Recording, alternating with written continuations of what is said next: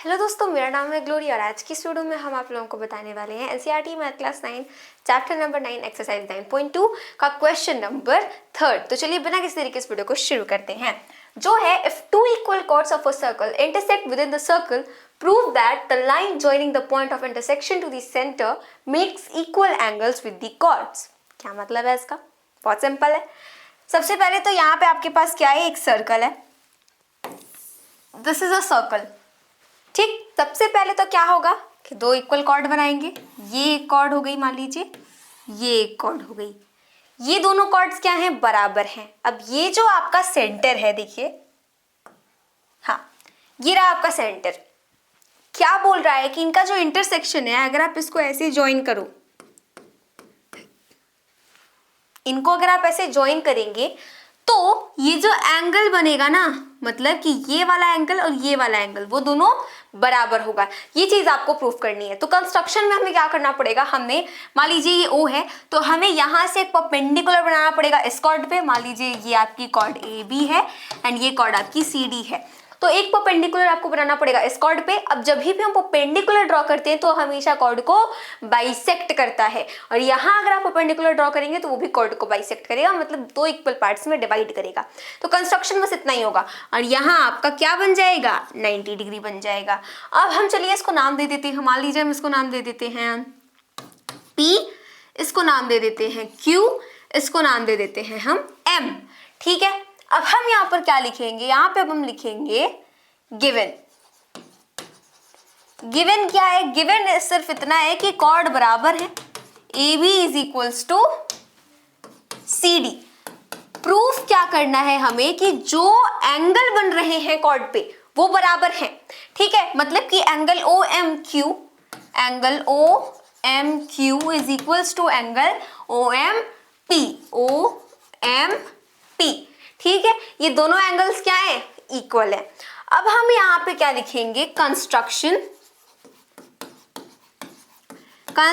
में बस इतनी सी चीज लिखनी है कि ड्रॉ परपेंडिकुलर।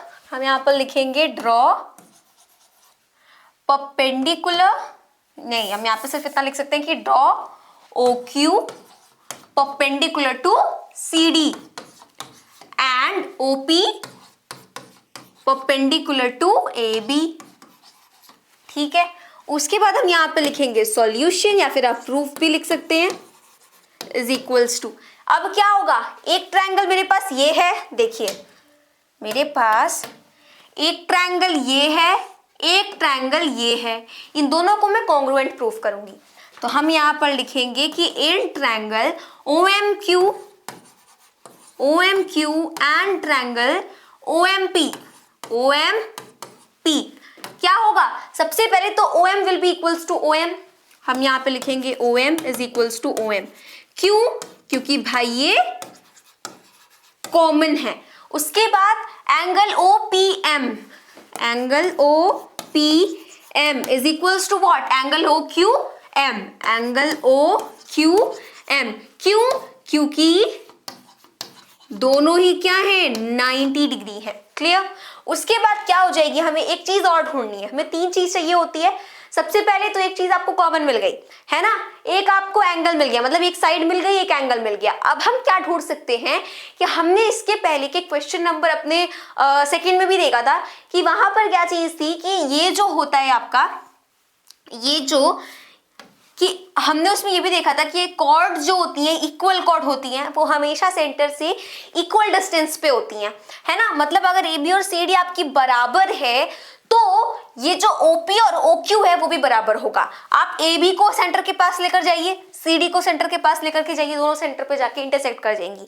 मतलब कि ये एक थ्योरम है कि देखो भाई, जो इक्वल कॉर्ड्स होती हैं वो हमेशा सेंटर से इक्वल डिस्टेंस पे होती हैं। ठीक है, तो हम यहाँ पर क्या लिख सकते हैं, हम यहाँ पर ये साफ साफ लिख सकते हैं कि OP is equals to OQ। क्यों? हम यहाँ पर लिखेंगे AB is equals to CD and then हम यहाँ पर लिखेंगे equal chords are equidistant from the centre. Okay, अब वो एंगल कौन सा है? राइट एंगल है, तो यानी कि हाइपोटेनस मिला, राइट एंगल मिला और हमें एक और साइड मिल गई। ठीक है, तो यहाँ पे कौन सा रूल लगेगा? RHS रूल लगेगा।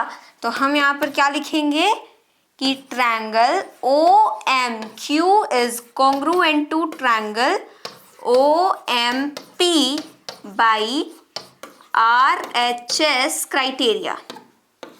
आप रूल भी लिख सकते हैं, हम यहाँ पे लिख रहे हैं RHS क्राइटेरिया।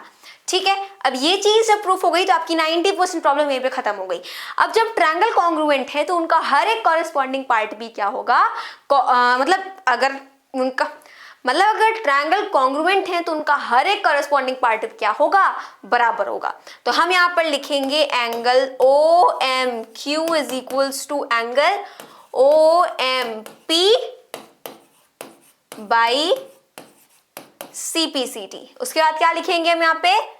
हेंस प्रूव्ड, जो हम हमेशा लास्ट में लिखते हैं प्रूविंग करने के बाद। ठीक है, सो क्वेश्चन नंबर 3 सॉल्व। मिलते हैं अपनी अगली वीडियो में, तब तक के लिए मेरे सभी दोस्तों को मेरी ओर से जय हिंद, जय भारत।